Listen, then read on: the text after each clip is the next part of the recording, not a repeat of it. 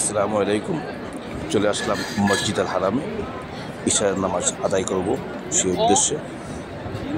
যদিও আমি বাংলাদেশ থেকে আসার সময় বলেছিলাম যে ইনশাল্লাহ শনিবারে এরামে দেখা হবে, মসজিদের হারামে দেখা হবে, কিন্তু দুঃখের বিষয় আমি শনিবার আসতে পারি নাই। দীর্ঘ বিমান জার্নি করার পরে যখন আমি বাসায় আসি তখন শারীরিক অনেকটা অসুস্থ অনুভব করার কারণে আমি মসজিদের হারামে আসতে পারি নাই। তো আজকে চলে আসলাম, ইনশাল্লাহ ইশারের নামাজ আদায় করব।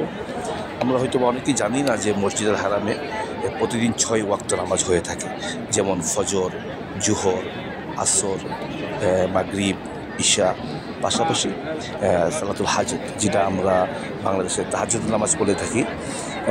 এই নামাজটা কিন্তু এখানে মসজিদের হারামে জামাতের সাথে হয়ে থাকে এবং প্রতি ওয়াক্তের নামাজের পরে কিন্তু জানাজার নামাজ অনুষ্ঠিত হয়। তো আজকে ইনশাল্লাহ এশার নামাজ আদায় করব, পাশাপাশি জানাজার নামাজও আদায় করব।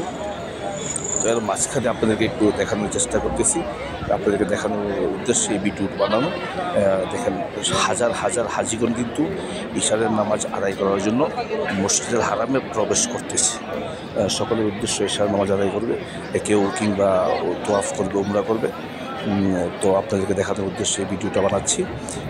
পাশাপাশি একটা কথা বলে রাখি, যেটা হচ্ছে কি, যদি আপনাদের ভিডিও ভালো লাগে তাহলে অবশ্যই ভিডিওটা লাইক এবং শেয়ার করে ছড়িয়ে দেবেন। আর ভিডিওটা কেমন লাগছে আপনার কাছে সেটাও অবশ্যই কমেন্টে জানাবেন। আরেকটা কথা হচ্ছে, যদি আপনাদের কোনো ইসলামিক স্থাপনা দেখার ইচ্ছে থাকে মক্কা বা মক্কার আশেপাশে যে সমস্ত স্থাপনাগুলো ইসলামিক ইতিহাস বহন করে, যদি আপনাদের দেখার ইচ্ছে থাকে তাহলে অবশ্যই আমাকে কমেন্টে জানাবেন। আমি আমার সাধ্য অনুযায়ী চেষ্টা করবো ইনশাল্লাহ আপনাদেরকে সেই স্থান এবং সেই ইতিহাসগুলো তুলে ধরার জন্য। আমার মূলত চ্যানেলটা নির্মাণ করার মূল উদ্দেশ্য হচ্ছে ইসলামিক স্থাপনাগুলো তুলে ধরার জন্য চেষ্টা করবো ইনশাল্লাহ আমি। যদি আপনাদের কোনো জায়গা দেখার ইচ্ছা থাকে তাহলে অবশ্যই কমেন্টে জানাবেন। পাশাপাশি আপনাদের সহযোগিতা, ভালোবাসা, দোয়া কামনা করি। আমি ইনশাল্লাহ চেষ্টা করবো আমার সাধ্য অনুযায়ী মক্কা বা তার আশেপাশে যে সমস্ত ইসলামিক স্থাপনাগুলো আছে সেগুলো তুলে ধরার জন্য।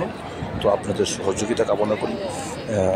পাশাপাশি আমি দোয়া করি আপনাদের জন্য, আপনার সবাই ভালো থাকেন, আপনারা আমার জন্য দোয়া করবেন, আমি ওই জন্য ভালো থাকি বা ভালো চলতে পারি। তো আজকে মতো এখানে শেষ করতে যাচ্ছি। আবারও নতুন কোনো ভিডিও নিয়ে আপনাদের সামনে হাজির হব। ততক্ষণ পর্যন্ত ভালো থাকেন, সুস্থ থাকেন এবং যারা প্রবাসে আছেন প্রত্যেকের